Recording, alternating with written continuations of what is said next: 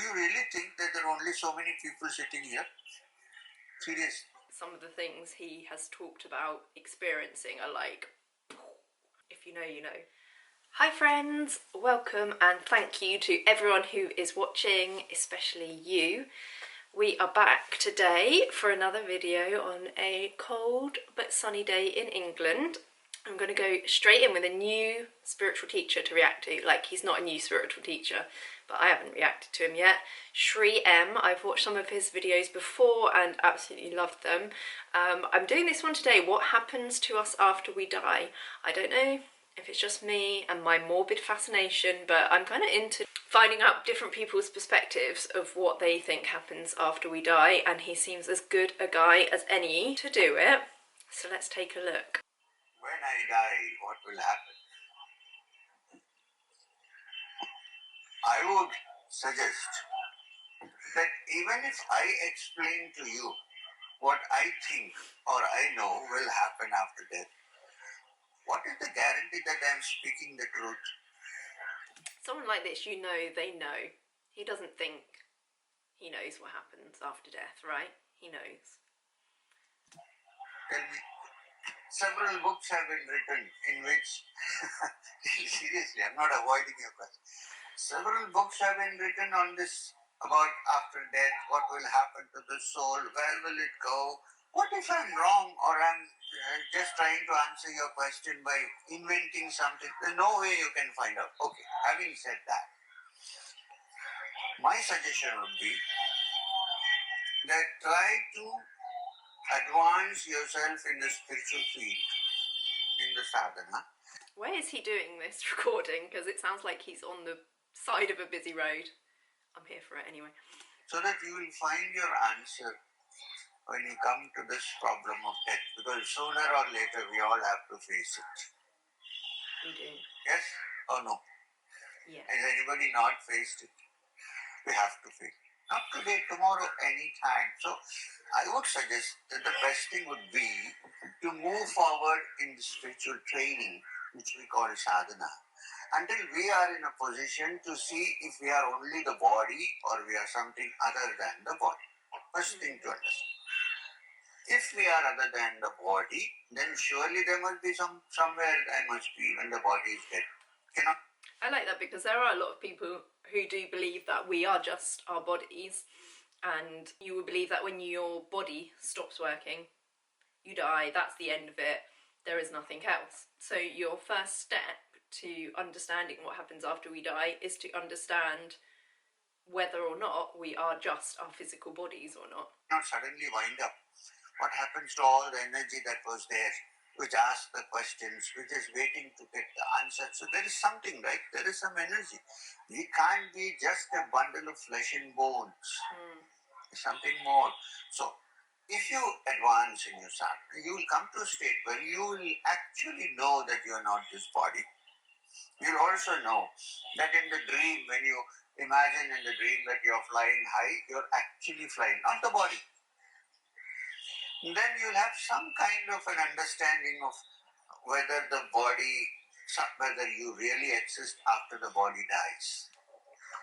In my experience, yes. You don't have to accept it. This is why I'm saying, move forward so that you find it for yourself.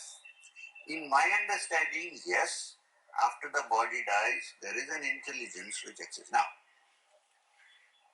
you said about the karmas. Will it be there with the soul or not? The Gita describes it beautifully by saying, when the soul leaves the body, it goes off carrying the seeds of its karmas, like the wind carrying the fragrance of the flowers.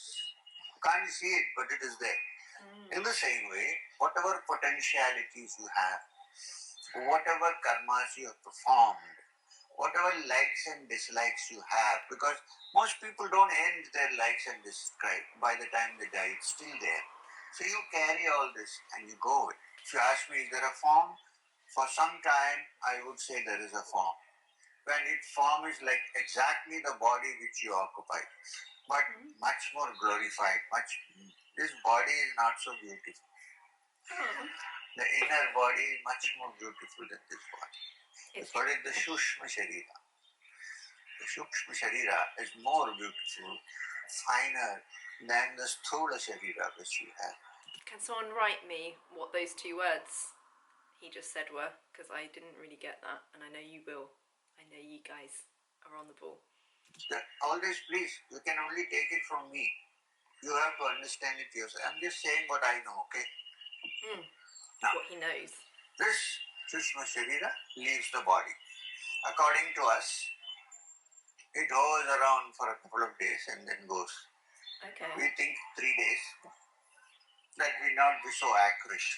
Then, so if it goes after this wandering around, you must have some place to stay, right? Right. Can't be all the time hovering around.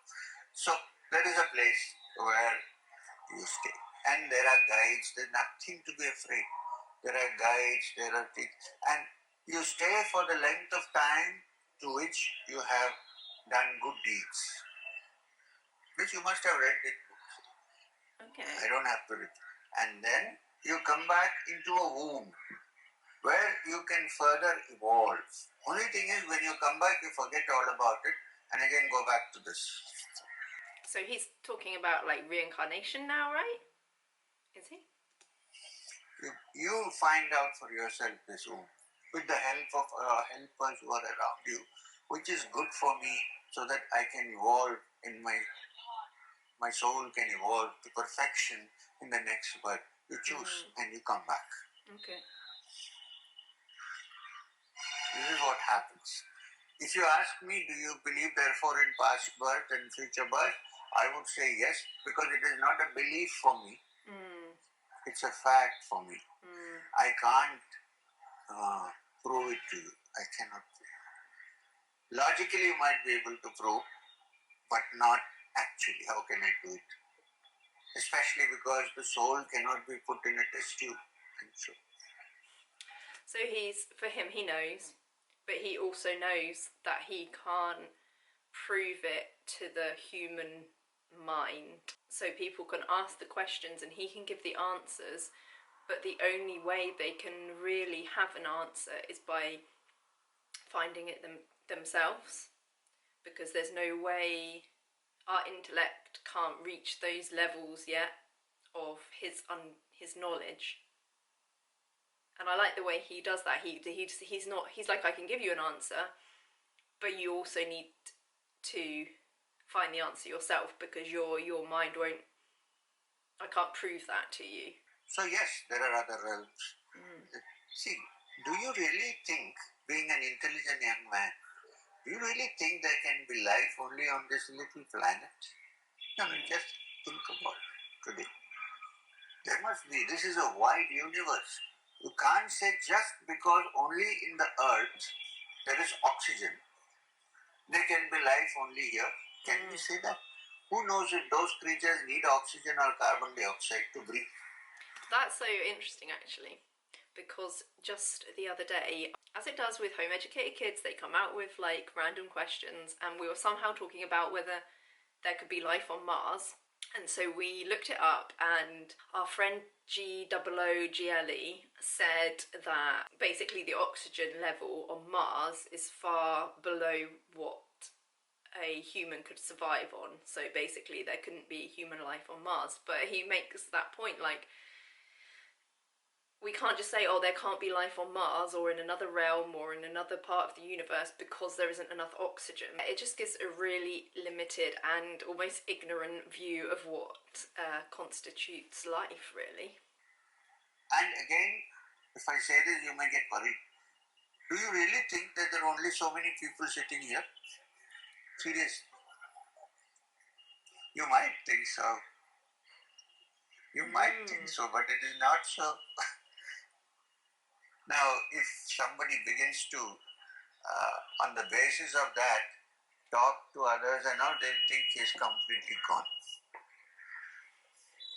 So instead of looking at you, I'm looking here and saying, hi, so what happens? So this guy is gone.